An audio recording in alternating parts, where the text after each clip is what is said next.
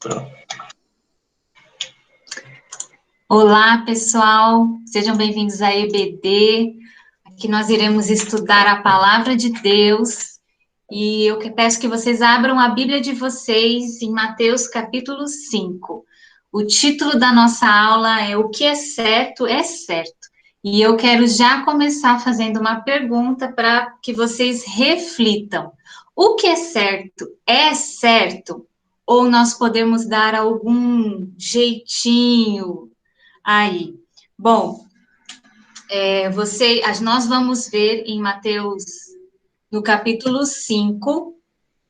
É um capítulo muito famoso, e se você não conhece ou ainda não leu Mateus 5, eu sugiro que você faça essa leitura, pois é o início de um dos discursos mais famosos de Jesus, que é sobre o Sermão da Montanha, ou o Sermão do Monte.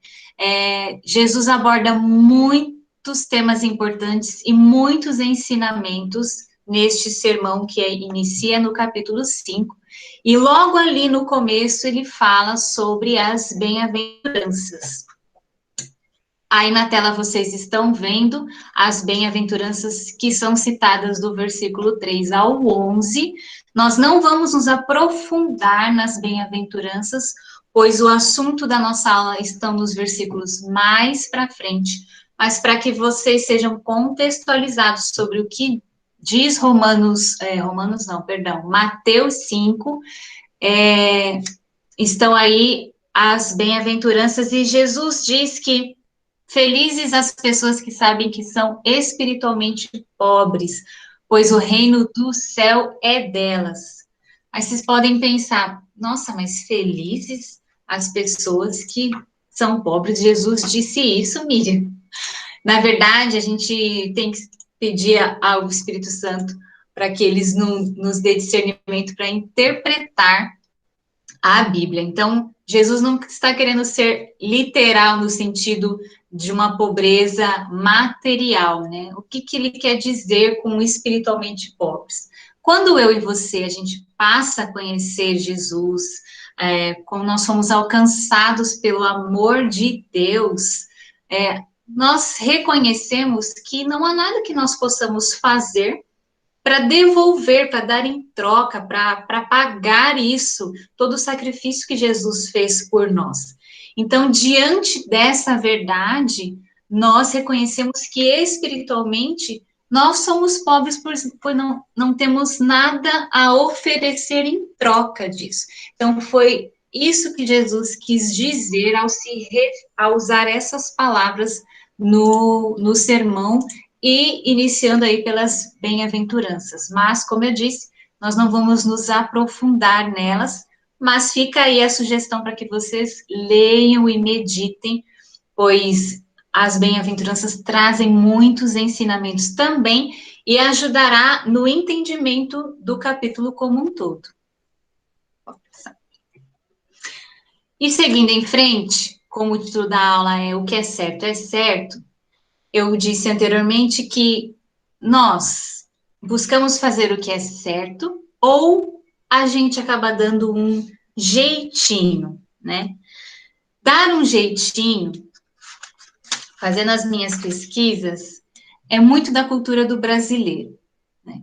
Só que dar um jeitinho, muitas das vezes, é quando você quer burlar algo, né? Quando você quer, de repente, esconder alguma coisa, ou não assumir totalmente a responsabilidade de algo, ou dar um jeitinho para que você ali possa se mostrar para alguém, para que você seja ali exaltado, para se aparecer. E será que essas atitudes, elas vão de acordo com o que a palavra de Deus nos ensina? Então, em Mateus 5, Jesus vai tratar sobre isso. Será que é preciso a gente esconder o que faz? E quando a gente faz, quem é glorificado, né? Será que o que nós estamos fazendo, nossas ações, escolhas, elas estão de acordo com os padrões de Deus? Estamos dispostos a pagar o preço para fazer o que é certo? Então, são perguntas, questionamentos que a gente tem e que no dia a dia pode ser aí feito a nós devido a algumas escolhas e que a gente precisa refletir sobre isso, principalmente o que Jesus nos ensina a respeito dessas coisas, né? Então, após falar sobre as bem-aventuranças com os seus discípulos, Jesus ele vai dando continuidade no discurso e ele vai trazer critérios para eles, né? Ele vai apresentar critérios, que seria o quê? As características, né, de um verdadeiro discípulo de Jesus. E então é sobre esses critérios que nós iremos falar aí no decorrer do nosso estudo. Um dos critérios, uma das características que Jesus ensina no discurso aí do Sermão do Monte é que o que é certo deve ser explícito. Mas o que significa isso, Miriam, ser explícito? O que é certo, ele é claro. O que é certo, ele não precisa, você não precisa ficar criando muitas respostas para aquilo. Ele é claro, ele é verdadeiro, ele é direto. E em Mateus 5, a partir do versículo 14, que é onde inicia aí o nosso estudo, Jesus fala: vocês, nós, são a luz para o mundo. Eu escolhi imagens, como vocês podem ver aí, em que em todas elas aparece o sol. E foi propositalmente que eu as escolhi e quero usar o sol para dar como exemplo a importância da luz, né, nas nossas vidas e das outras pessoas. Todo mundo estuda na escola que o sol, ele tem várias funções e que ele é muito importante. Eu não vou entrar aqui em tantos detalhes sobre isso, mas quero citar algumas situações em que ele é fundamental. Então, para nós, seres humanos, ele é fundamental o calor, a energia, a luz, porque nos ajuda aí o organismo com a vitamina D, que é tão importante, né? Quem nunca ouviu a mãe, a tia, alguém falar, menino, menina, vai pro sol, tá precisando de vitamina D. Então, tá aí um exemplo que para nós ele se torna essencial. Para as plantas, o sol ele tem a sua importância porque com a luz do sol, com o calor, as plantas fazem aí a fotossíntese e é essencial para elas que ocorra, né, essa reação à fotossíntese nas plantas. Para os planetas também ele é muito importante, pois a força gravitacional, né, do Sol, essa energia, ela mantém os planetas em órbita. Então, o Sol, ele tem uma importância enorme, não só para nós, seres humanos, mas para todo o ecossistema, para a Terra num todo. E vocês já pararam para pensar se não existisse o Sol? Talvez você fale, Miriam, se não existisse o Sol, só haveria a noite, ok? Mas nós estamos falando da importância da luz do Sol. Se ela não existisse, se não houvesse luz do sol e nem ele, não existiria vida. Então, não haveria as plantas, nem os rios, nem as cores, né? Não haveria vida, a Terra seria uma bola gelada. E eu quero usar esse exemplo da importância do sol, e que se não há sol, a consequência da ausência dele, e trazer para a realidade da palavra de Deus, quando Jesus afirma que nós somos luz para o mundo. Eu quero dizer com isso que nós sejamos um sol para a vida de uma pessoa, que a gente leve energia, que a gente leve calor, que a gente ilumine a vida dessa pessoa. Luz, na palavra de Deus, ela significa revelação. Revelar é você mostrar. Então, seja um sol, seja luz, mostre Deus para as pessoas. Vamos ver lá em Mateus, capítulo 5, do versículo 14 ao 16, Jesus disse: vocês são a luz para o mundo. Não se pode esconder uma cidade construída sobre um monte. Ninguém acende uma lamparina para colocá-la debaixo de um cesto. Pelo contrário, ela é colocada no lugar próprio, para que ilumine todos os que estão na casa. Assim também a luz de vocês deve brilhar, para que os outros vejam as coisas boas que vocês fazem e louvem o Pai de vocês que estão no céu. Olha bem essa imagem que a gente separou aí para poder refletir. É o planeta Terra visto do espaço. Olha quantos pontos de luz sobre a superfície da Terra.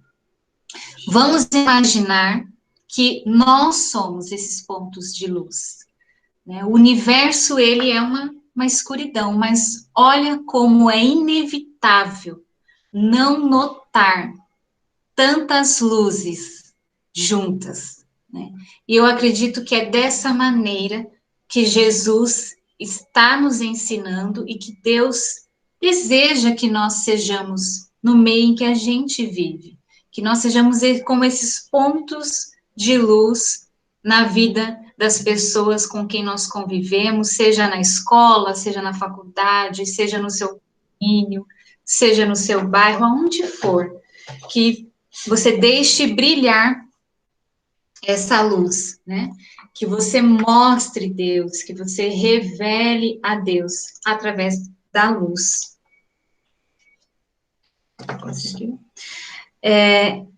E o fato de ser luz, esse ensinamento, a gente tem que parar para pensar, poxa, Miriam, mas como que eu vou ser luz? Né? A palavra de Deus diz, brilhe. Como que eu vou brilhar? Como é isso? Ser luz nada mais é do que ser discípulo de Jesus verdadeiramente no seu dia a dia, na sua rotina. Ser luz não se limita apenas ao domingo, de estar lá no culto e estar prestando culto a Deus. É óbvio que isso é válido e essencial para nós estarmos em comunhão com os demais irmãos, mas ser luz é ser discípulo de Jesus todos os dias, né? E revelar Deus, mostrar Deus para as pessoas através dos nossos comportamentos. Já dizem que o comportamento que fala, né? Fala mais do que 1000 palavras, que a gente ganhe as pessoas para Jesus mais pelo agir do que pelo falar. A palavra de Deus trata sobre isso, a importância que tem as nossas ações. E é isso que Jesus está ensinando através desse sermão. E também nos leva a pensar que por muitas vezes, pela nossa fragilidade, a nossa limitação, por timidez, por vergonha, a gente acaba escondendo essa luz. Então, pare e pense, será que a gente está revelando, mostrando Deus para as pessoas? Ou nós estamos escondendo essa luz de uma maneira que sirva apenas para a gente e para mais ninguém? Né? Fica aí para nossa reflexão. Um outro ponto que Jesus ensina, conforme ele está lá conversando com os discípulos, é que o que é certo não pode ser contraditório. E em Mateus 5, a partir do versículo 17 ao 20, Jesus diz: Não pensem que eu vim para acabar com a lei de Moisés, ou com os ensinamentos dos profetas. Não vim para acabar com eles, mas para dar o seu sentido completo. Eu afirmo a vocês que isto é verdade. Enquanto o céu e a terra durarem, nada será tirado da lei, nem a menor letra, nem qualquer acento. E assim será até o fim de todas as coisas. Portanto, qualquer um que desobedecer ao menor mandamento e ensinar os outros a fazerem o mesmo, será considerado o menor no reino do céu. Por outro lado, quem obedecer à lei e ensinar os outros a fazerem o mesmo, será considerado grande no reino do céu. Pois eu afirmo a vocês que só entrarão no reino do céu se forem mais fiéis em fazer a vontade de Deus do que os mestres da lei e os fariseus. Então, o que será que Jesus está querendo nos ensinar ao dizer estas palavras? Primeiramente que ele vem mostrar, dar uma visão mais ampla para nós sobre a lei, né? Jesus mesmo diz que nós seremos grandes se obedecermos, né, a palavra de Deus, e isso inclui também a lei. Jesus, ele não veio criar novas leis, não, mas ele veio ampliar, né, mostrar o sentido por completo da palavra de Deus e da vontade do Senhor. E também reforçar que nós ao nos tornarmos discípulos de Jesus, né, e seguirmos a sua palavra, nós devemos fazer tudo, desde o falar, o pensar, o agir, para a glória de Deus. E não para nós mesmos, ou para agradar a homens. O nosso foco tem que ser sempre glorificar, exaltar o nome do Senhor. E isso inclui tudo que nós fizermos, mesmo que muitas vezes nós não sejamos vistos. Nós temos que ser um discípulo no integral, no todo. E Jesus cita, né, na verdade, ali no final, já do versículo 20, ele fala sobre os mestres da lei e os fariseus. Jesus, ele usava muitas referências para simplificar até mesmo o entendimento para as pessoas. E nós podemos também, para ter um entendimento maior, transferirmos para a nossa realidade. Então, o que Jesus estava querendo dizer ao citar ali a conduta dos fariseus, né? E que está associado a não ser contraditório. Nós podemos dizer, trazendo para a nossa realidade aqui, né, que os fariseus é aquele tipo de pessoa que vive na aparência.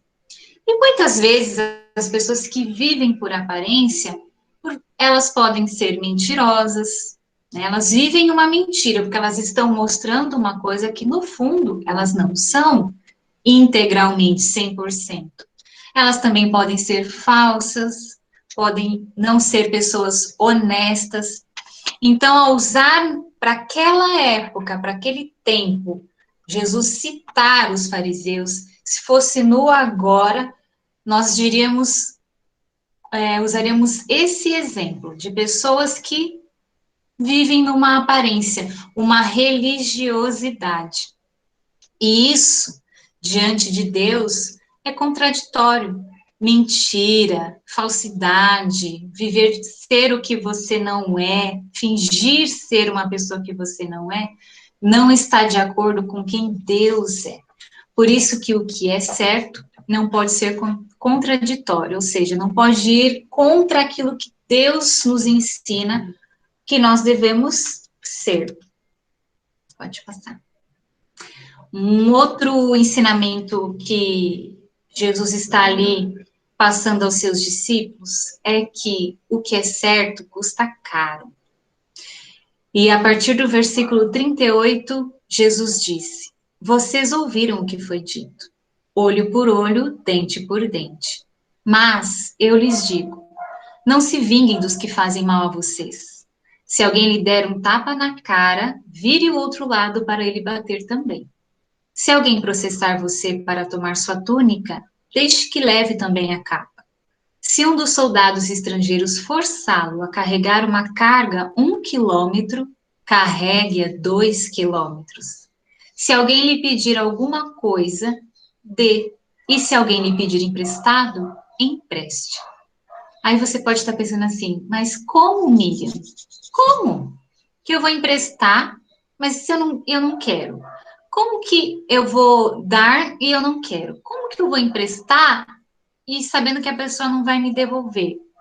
Como que eu vou sofrer uma ação, né, de um tapa e vou oferecer outro lado? Não, isso não dá para agir assim. Mas por isso que agir certo, por muitas vezes, custa caro.